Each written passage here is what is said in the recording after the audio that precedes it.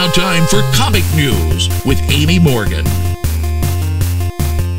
Hello, it's Aimee, and I'm back once again with the Transformers news and reviews in 5 minutes. It's been a little while since I've done one of these, so there's a lot to go through, and I'm going to go through it as fast as I can and as succinctly as I can because, yeah, we've got a lot going on today. And yeah, anyhow. Regeneration 1, 80.5, free comic book day comic that I mentioned in my last review. What I said that you get it for free on Comixology. Well, you can. You can get it now. Just search Regeneration 1, and it should be on here. It's this one right here, but you can't read it because it's backlit. Yes, it's for free, and if you have, like I said, if you're seeing this video, then you have a computer and you can download it and you can look at it and you can see what was on that. It's pretty easy. I just searched Regeneration 1 and boom, there it was. So, very happy that that's available. So if you didn't pick it up on Free Comic Book Day, you can get it now. Also, check out the Transformers Facebook page for more comic commentary. They are being pretty consistent about putting these up, so don't forget to jump over to Facebook and do that. Also, Amazon UK has revealed that we're going to be getting a Drift hardcover collection. I don't know if there's enough people out there that are really interested in that. I am. I'm going to get it because I really like Drift, but there are a lot of other people that may not be, so we'll see. I don't know why they're doing just a hardcover for that. There are other trades. There's Ironhide, there's Bumblebee. There are other trades, and they haven't gotten hardbacks. So I'm wondering why Drift is so special. Not that I'm complaining. I'm just wondering. But yeah, Amazon UK spoiled it, so we know that we're possibly getting a Drift hardcover. So stay tuned for more details on that. I did an Autocracy Roundtable wrap-up interview, which you can check out on the Underbase. I will have links probably right around here.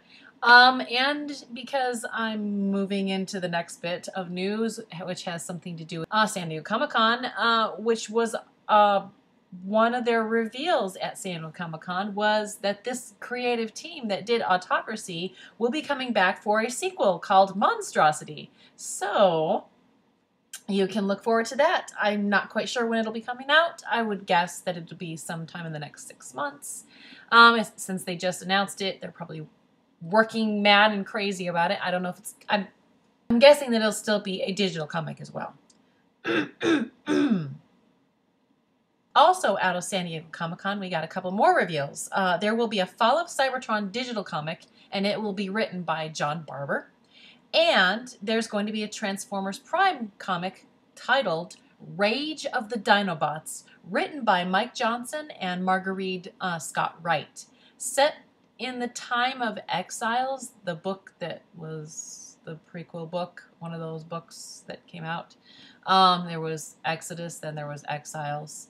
And then this comic is supposedly supposed to lead us into Season 3 of Transformers Prime. So, a little bit more Transformers Prime continuity if you're interested. I'm not sure when it's going to be coming out, but I'm sure that when I find out about it, I will let you know in one of the news sections. So, October solicitations were also put out this week from IDW. And I'm going to give you a quick rundown of what was in that. We're going to get More Than Meets the Eye, issue 10, which apparently is in the middle of Shadow Play story that they've teased. I have no idea what it is yet, but I'm looking forward to it. Somehow, possibly find out in October. But it's going to have Orion Pax in it. So I'm like, okay, that sounds pretty interesting. All right. Robots in Disguise, issue number 10, will also be out that month. This will continue the Orion Pax issue that we got in Robots in Disguise, issue 6.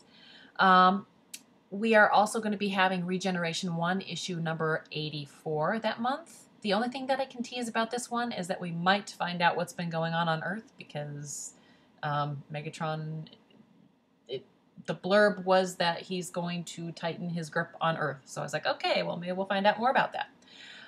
We're also going to be getting the U.S. Classics Volume number 4 that month, and More Than Meets the Eye Volume 2, which we should already have Volume 1. If you don't have it, you can purchase that now. And now for my comic reviews. One of the things about being just a little bit late is that I get to go to the comic shop and pick up props so I can show off what they look like. I picked up Robots in Disguise issue number 7, the Casey Collar cover, because it's got turmoil on it, and it was kind of the only one I could pick up because sometimes when you go to a comic shop, you get whatever they give you. But yes, this is a really good issue. It is Wheeljack centric, and it focuses mostly on him and what happens when turmoil shows up. The art is great. It's done by Brendan Cahill, who usually isn't the artist that we have on Robots in Disguise. We usually have Andrew Griffith. Their styles seem just a little more similar rather than, like, you know, they just fit. It was a really good fit for to have Brendan Cahill come back. Now, we haven't seen him since Police Action, I believe, is when we saw him last. So it's kind of good to have somebody new for just a bit. And I'm sure Andrew was appreciating the break. One good thing that they did in this that I really liked, but it could also be a downside, I don't know. But they did this effect where, you know, they had regular panels, like right over here, but then they went through where they were going through something. It seemed like it was a little bit more slower paced, but because they put so much of it in this grid kind of format, because it's Wheeljack is investigating. I'm not going to reveal too much, but he's investigating something that was told to the Autobots, and he wants to make sure that it is what Turmoil said it was. So he's investigating, and it could have really slowed the pace down, but because they used this grid effect and they put like the type below so it didn't break into the bubble, you know, or into the panel, it kind of kept the pace going. So I was like, oh wow. It was a comic device, a way that they arranged it. But for me, I was kind of impressed with that. Although it was a little bit different by the end of the issue, I was kind of used to it. But it did keep the pace moving, so it was used very wisely, and I really liked it. We also see a different side of Metal Hawk. So he's not just the guy that keeps moaning about what the Autobots are or are not doing. So it was really good to see him kind of have something new about that character, because now I don't see him as the annoying one. I'm like, oh, okay, so he does have a personality. So it was really good to see that. In the end, we also get a nice little reveal that I'm not sure where they're going to go with it, but I'm really interested after reading it. I have absolute faith that John Barber will probably do a very good job of using this new technology or whatnot that they find at the end. But it's definitely perked my interest, so we'll just see if they use it or if it's just something that they're dropping in there to use at a later date. I don't know.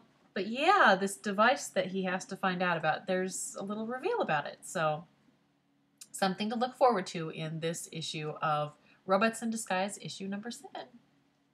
The next issue that I have is the one that's been long awaited since last year when we started a petition. The long awaited Transformers Regeneration, issue 81. Now, in the news section, I talked about how you could get the 80.5 free on Comixology. Well, that was because this came out.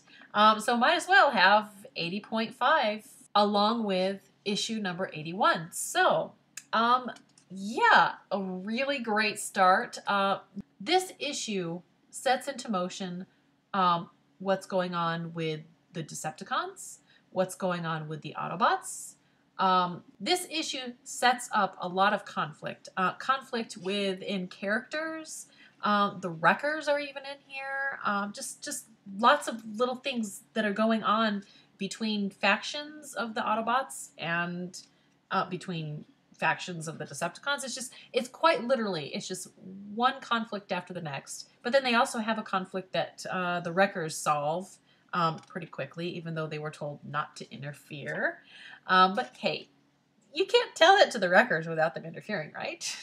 This is the original Wreckers, though. This is not the Wreckers of Last Stand of the Wreckers. This is Simon Furman's Wreckers. So these are the Wreckers that influenced the Wreckers that IDW has previously published. So it's kind of cool to see his take on them. And yes, they still just do whatever they do.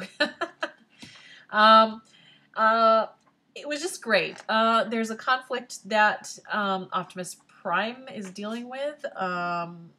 Really interested in reading more about that to find out how that plays a role in future story. And then again, we find some interesting things about what's happened on Earth. So yeah, it was a really good issue, and I don't want to reveal too much because, well, if anybody out there hasn't already picked it up, I loved the art. The only little thing that I have to say that I want to kind of just niggle at is the fact that Springer, it just seems from panel to panel, his design kind of shifts and changes. So I'm sure that they'll probably figure that out in the next issue. If it keeps on end up being that, it keeps on shifting like that, I'll be like, you got to do something about this. But other than that, I really like the comic. It has a very organic feel to it. The robots seem very humanistic. I mean, it's like they have robot armor on, and they just I liked it. I really liked how they did it. I know it's not for everybody, but I really like it. I think Andrew Wildman is doing a great job. So yeah, it's finally here. So go and pick up your copy of number 81, because from here on in, we're going to be getting this story. So you asked for it, IDW heard you, and they delivered. So that is the end of my comic news and reviews for Radio Free Cybertron. And yeah, go pick up your comics, and hopefully we will see you next week.